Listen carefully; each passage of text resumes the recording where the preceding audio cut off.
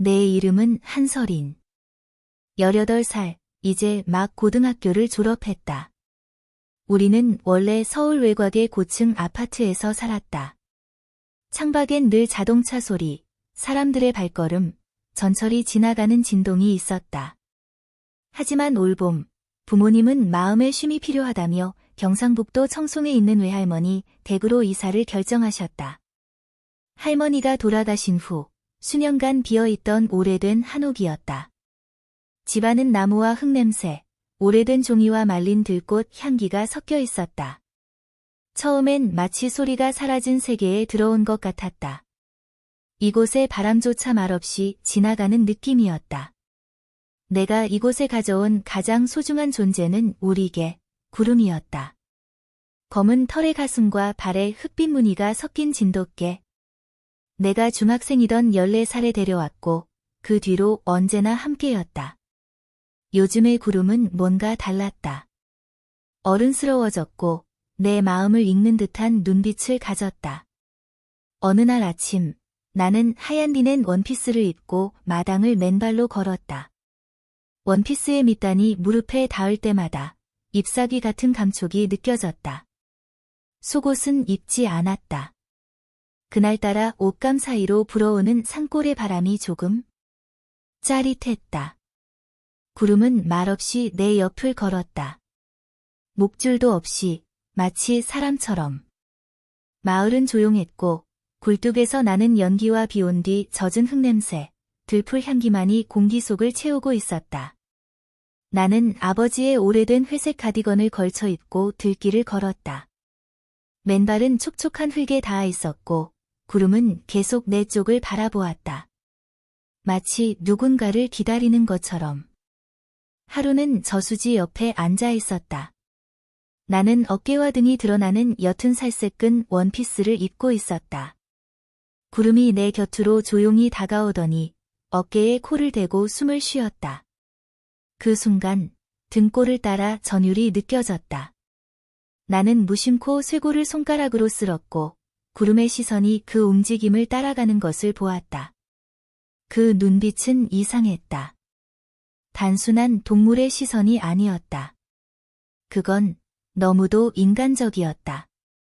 그날 밤 나는 할머니의 방에서 자고 있었다. 얇은 티셔츠와 팬티만 입고 이불을 느슨하게 덮은 채. 구름은 평소처럼 방 구석에 누워 있었는데 새벽녘에 느꼈다. 그가 내 곁으로 다가왔다. 살짝, 아주 살짝 내 옆에 누워 있었다. 나는 움직이지 않았다. 심장은 너무 빨리 뛰고 있었고 온몸은 마치 누군가에게 들킨 것처럼 떨렸다. 다음 날 부모님은 장 보러 시내로 가시고 나는 혼자 남았다. 정확히 말하면 나와 구름, 그리고 이 깊은 침묵이 함께 있었다. 나는 창고를 정리하다가 낡은 열쇠 묶음을 찾았다. 가장 녹슨 열쇠는 아마 다락방의 문을 여는 열쇠였다. 그 문은 내가 어릴 때도 항상 닫혀 있었다. 할머니는 거기에 잊고 싶은 것들이 있다고 했었다. 나는 다락문 앞에 오래 서 있다가 문을 열었다. 곰팡이와 말린 꽃, 오래된 양초 냄새가 났다. 햇살 한 줄기가 들어오고 오래된 손거울, 화장품, 그리고 작은 노트가 있었다. 그 노트에는 이름이 없었다. 첫 장을 넘기자마자 나는 숨이 막혔다. 그는 매일 밤 찾아온다. 나는 두렵지만 기다린다. 그는 사람이 아니고 짐승도 아니다. 그것은 내 안에 깨어난 무언가다. 나는 손에서 노트를 떨어뜨릴 뻔했다. 왜인지 이 문장은 나를 말하는 것 같았다. 다락에서 내려와 방으로 돌아온 나는 그 노트를 침대 옆에 두고 오래도록 움직이지 못했다. 창밖엔 아무런 소리도 없었지만 창틀에 매달린 종이 풍경이 바람도 없이 흔들리고 있었다. 구름은 마루에 앉아 나를 지켜보고 있었고 그의 눈빛엔 뭔가 결심한 듯한 기운이 돌았다. 그날 오후 나는 그 노트를 다시 펼쳤다. 다음 페이지엔 이렇게 적혀 있었다. 그는 낮에도 온다. 처음엔 친구처럼, 그 다음은 숨결처럼. 그는 내가 옷을 갈아입을 때 바라본다. 이제 나는 두렵지 않다. 다만 그가 사라질까 봐 무섭다. 심장이 쿵 하고 내려앉았다. 나는 침대 모서리에 앉아 다리를 꼬고 앉았다. 옅은 살색 레이스 슬립을 입고 있었고 햇살은 창문 틈으로 들어와 내 피부에 닿았다. 구름은 내 앞에서 조용히 앉아 내 발목을 바라보았다. 나는 발끝을 천천히 움직였다. 그는 눈을 깜빡이지 않았다. 그 순간 너무 조용해서 내 숨소리가 방 안에 울리는 듯했다. 나는 자리에서 일어나 창가로 다가가 얇은 커튼을 걷었다. 햇살이 내 등과 목덜미를 타고 흘렀다. 구름은 천천히 내 뒤로 다가와 코로 내 종아리를 건드렸다. 나는 미세하게 떨리는 숨을 내쉬며 손끝으로 자신의 팔뚝을 매만졌다. 그의 숨결이 내 피부 위를 따라 움직이는 것 같았다. 내 몸은 스스로 긴장하며 희미한 열기를 퍼뜨리고 있었다. 그러나 그건 두려움이 아니었다. 그건 오래된 기다림에 가까운 것이었다. 그날 밤 꿈을 꾸었다. 다시 그 풀밭이었다. 이번엔 나는 나무 아래에 서 있었고 하얀 한복을 입고 있었다. 야은 저고리 안에선 살이 비쳤고 치마 끝자락은 이슬에 젖어 발목에 붙었다. 꿈속의 공기엔 말린 매화와 숯향이 섞여 있었다. 안개 속에서 실루엣 하나가 나타났다. 구름과 비슷했지만 사람의 모습이었다. 그는 말없이 다가왔고 손가락 끝이 내 손등을 스쳤다. 그 짧은 접촉만으로도 내 온몸은 전율했다. 아침에 눈을 떴을 때 이불은 바닥에 떨어져 있었고 나는 땀에 젖어 있었다. 옷은 몸에 감겨 있었고 심장은 아직도 빠르게 뛰고 있었다. 구름은 침대 밑에 있었다. 그러나 이상했다. 그는 나를 보지 않았다.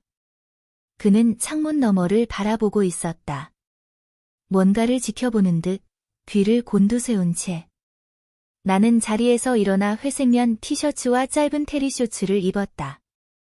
티셔츠는 헐렁했지만 어깨 라인이 드러나 있었다. 무심한 옷차림이었지만 어딘가 노출된 것 같은 감각이 좋았다.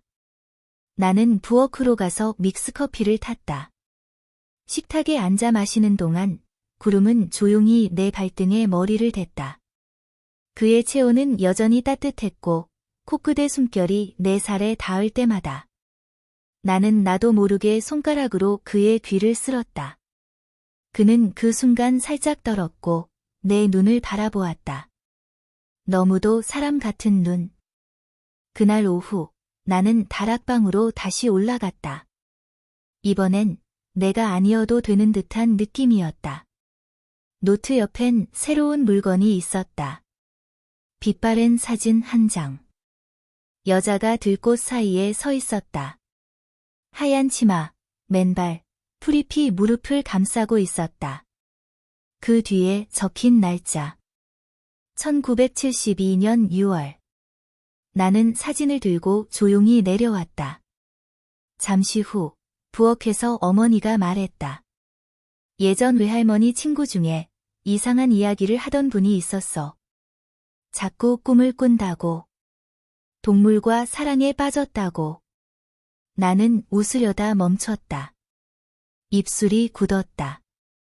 구름은 여전히 내 옆에 있었지만 그의 그림자는 더 길고 진해 보였다. 그날 밤은 이상했다. 달빛도 흐리지 않았고 바람도 없었다. 그런데도 나는 자꾸만 천장을 바라보며 이불을 꼭 끌어안고 있었다. 심장 아래에 무언가 떨리는 감각이 있었다. 나는 침대에서 일어나 부드러운 실크 가운을 걸쳤다. 연한 샴페인 컬러, 소매는 긴데 얇아 피부가 비쳤고 허리는 리본으로 가볍게 묶였다. 그 아래는 아무것도 입지 않았다. 그렇게 하고 싶었다. 피부와 천 사이 아무것도 없는 그 공간이 주는 묘한 감촉. 가끔은 옷이 아닌 감각이 나를 숨 쉬게 하는 것 같았다. 나는 화장대 앞에 앉았다. 거울에 비친 내 모습이 조금 낯설었다. 목선 아래로 드러나는 쇄골, 붉어진 볼, 촉촉한 눈가. 그리고 그 순간 방문이 삐익 하고 열렸다. 구름이었다. 나는 자리에서 살짝 돌아앉아 그를 마주 보았다. 그는 천천히 걸어왔다. 그의 눈은 어두운 밤보다 더 깊고 무언가를 품고 있었다. 나는 침대 가장자리에 앉아 다리를 모으고 그를 향해 속삭였다. 무슨 말을 하고 싶은 거야? 넌 들리지 않지만 나는 자꾸 느껴. 그는 천천히 내 옆에 와서 머리를 무릎 위에 얹었다. 그의 숨결이 내 허벅지를 스쳤고 나는 나도 모르게 손을 그의 목덜미에 올렸다. 그의 털은 따뜻하고 부드러웠고 너무 살아있었다. 그 순간 다락방에서 쿵 하는 소리가 들렸다. 나는 놀라 몸을 일으켰다. 가운이 흘러내려 어깨 한쪽이 드러났다. 허겁지겁 그것을 여미고 구름과 함께 위층으로 향했다. 다락문은 열려 있었고 안에는 새로 놓인 상자가 하나 있었다. 나는 숨을 고르며 뚜껑을 열었다. 그 안에는 편지 묶음이 있었다. 모두 같은 필체, 모두 같은 이름 없는 수신자. 발신자는 나, 단 3글자. 너는 공기처럼 나를 감싼다. 나는 너를 두려워하면서도 기다린다. 어떤 밤은 너의 숨결이 내 귀에 닿고 나는 더는 사람이 아니다. 너와 나의 경계가 무너질 때 나는 더 이상 나일 수 없다. 그 순간 내 손등에 구름의 코끝이 닿았다. 나는 상자 옆에 주저앉아 그의 얼굴을 끌어안았다. 너 누구야? 말이 흘러나왔다. 속삭임인지 울음인지 알 수 없는 소리였다. 그는 짖지 않았다. 그저 조용히 내 눈을 바라보았다. 그 눈동자 속에 내 얼굴이 있었다. 다음 날 나는 하루 종일 아무 말도 하지 않았다. 부모님은 시내에 나가셨고 나는 혼자 집안을 맴돌았다. 그저 그의 발소리와 내 숨소리만이 집안을 맴돌았다. 그날 밤 나는 유난히 고요한 목욕을 했다. 조용한 거품, 은은한 향, 그리고 내 몸을 감싸는 온도. 거울엔 김이 서렸고 나는 수건 하나만 두르고 욕실을 나왔다. 그는 현관 앞에 앉아 있었다. 마치 기다렸다는 듯이. 나는 잠시 그 자리에 멈춰 섰다. 머리카락에서 물방울이 떨어졌고 구름은 천천히 다가와 내 발을 핥았다. 나는 그대로 눈을 감고 그 감촉에 집중했다. 그건 이상할 정도로 부드럽고 따뜻하고 인간적인 그런 것이었다. 며칠 동안 나는 마치 시간 밖에 있는 듯 지냈다. 창밖은 흐렸고 구름은 내 그림자처럼 내 뒤를 따라다녔다. 그의 눈빛은 더 이상 강아지의 것이 아니었다. 그건 이별을 앞둔 사람의 눈이었다. 어느 날 아침 어머니가 내게 편지를 건넸다. 설이나, 너한테 온 거야. 우체국에서 받아왔어. 봉투는 하얗고 얇았으며 대학의 마크가 선명히 찍혀 있었다.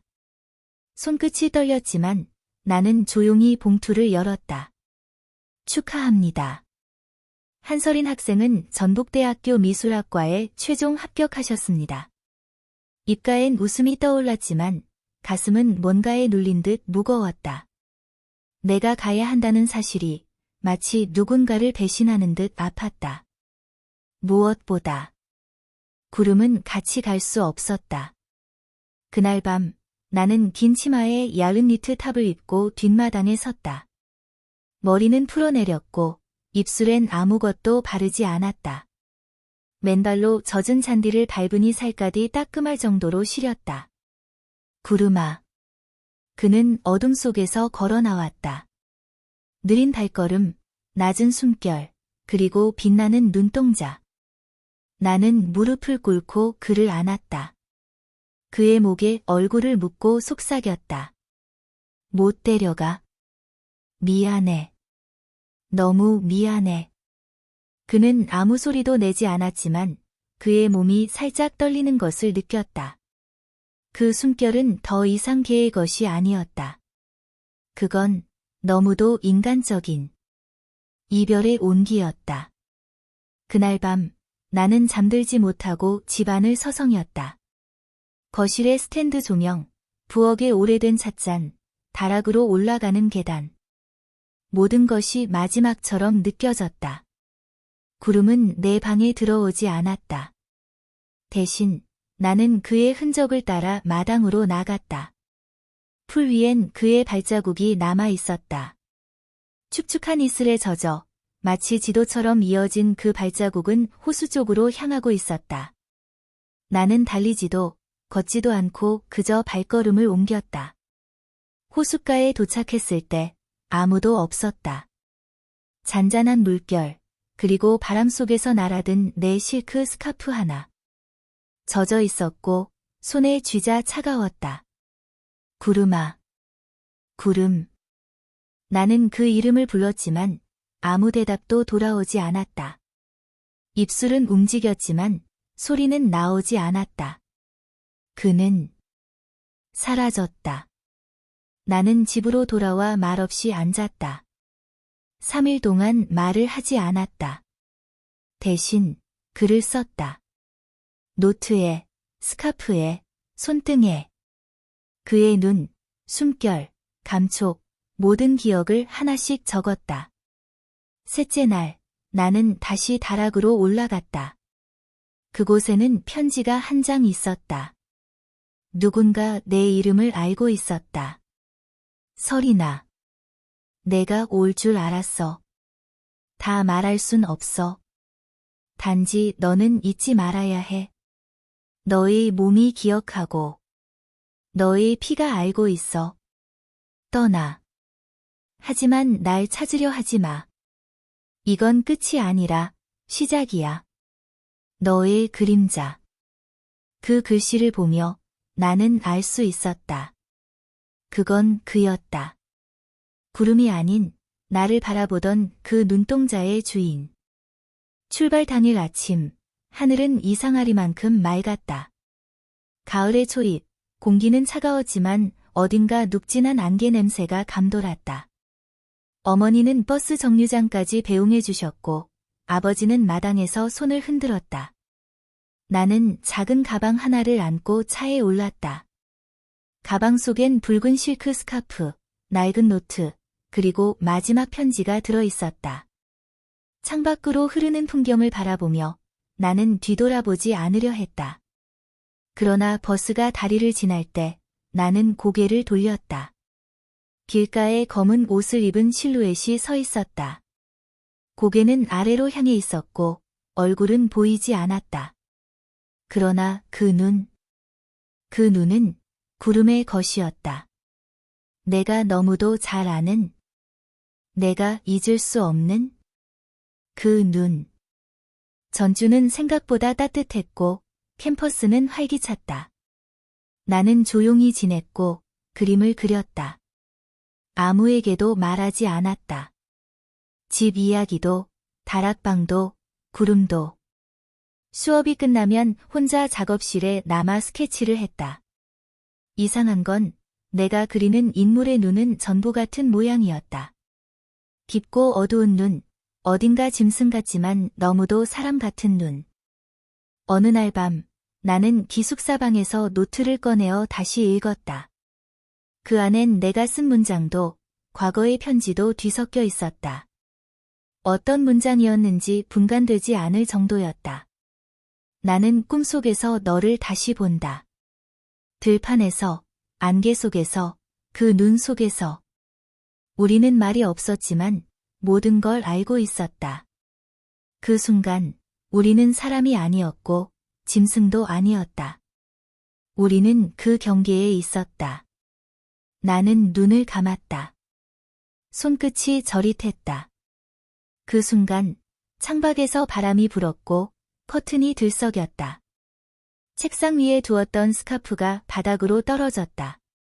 내가 그것을 주워드는 순간 책상 밑에 무언가가 있었다. 새하얀 봉투 하나. 손끝에 닿자 따뜻한 기운이 느껴졌다. 아무도 두지 않았고 분명 오늘은 방문도 잠가뒀는데. 봉투 안엔 딱 한 문장만 적혀 있었다. 돌아오면 나도 돌아갈게. 나는 그날 이후로 잠을 자지 못했다. 새벽이면 들판의 풀냄새가 진동처럼 느껴졌고 잠깐 눈을 감기만 해도 그 꿈의 풀밭에 서 있었다. 그리고 어느 저녁 나는 도서관 옥상에 혼자 앉아 노을을 바라보았다. 노트 한 장을 찢어 짧게 적었다. 나 돌아갈게. 내가 거기 있다면? 바람이 그 종이를 날려보냈고 나는 그대로 웃었다. 그건 미친 일이었지만 내 안의 피는 이미 알고 있었다. 그와의 이야기는 끝나지 않았다. 그건 이제 막 시작되려 하고 있었다.